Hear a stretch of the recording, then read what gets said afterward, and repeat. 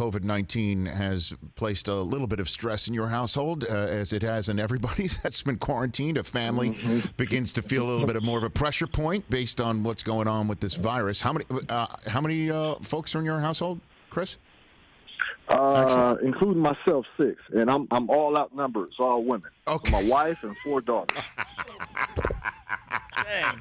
I don't mean to laugh, but I hear you. It's okay. It's okay. And It's I'm okay. imagining all ages, correct? Of all ages, or are they all young? 17, 16, 11, and 9. Okay, so this is perfect in terms of bringing this all. So everyone's got a different agenda, okay? And everybody's got a different agenda. And so in the fact that I'm hearing what you had to say about the NBA here, everyone's got different agendas. Or different concerns, let's put it this way. Let's put it different concerns and wants and desires that COVID-19 is beginning to place pressure points on.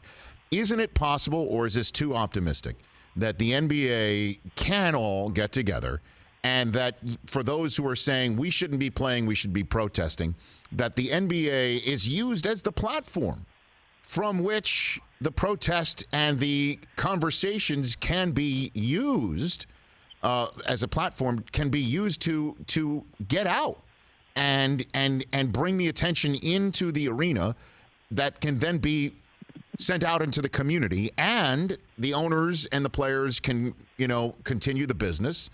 And at the end, somebody hoists a trophy and they say, there's no asterisk here. You try and come to a spot for 3 months and figure this thing out and play in a pandemic, right? Don't you think that that's possible? Mm-hmm.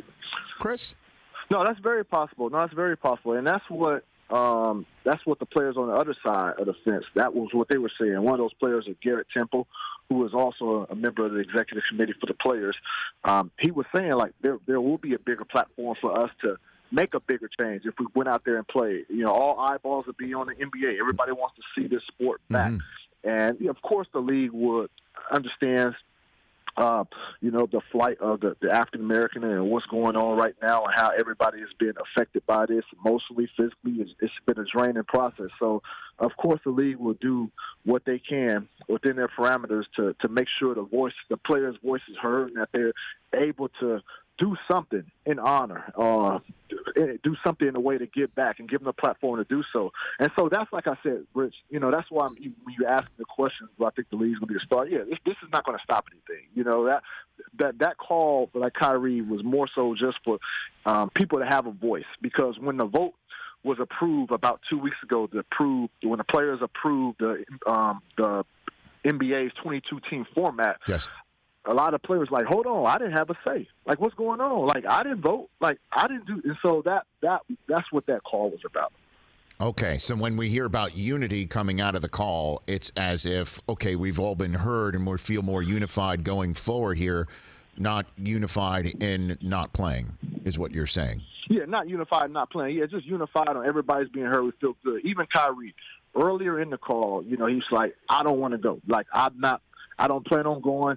I want to do what I have to do in my community, work on the front lines. I made a lot of money. I'm willing to risk it all. But later in the call lasted for about an hour and 40 minutes. Later on in that call, Kyrie said, you know what, guys, I'm glad that we had this talk. I feel good about where we're headed.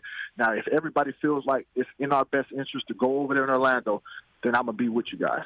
And so that's why I said, that's why I wrote it like that. It was a unifying call. Everybody, if not getting on the same page, but just hearing everybody out, because that was the main thing. People felt like they didn't have a voice. Okay. So to use, I guess, an analogy, he came in thinking figuratively the world was flat, and now he sees it as round, is what you're saying, Chris. I'm going to let you go with that, Rick. Just trying to bring some levity to this world, man.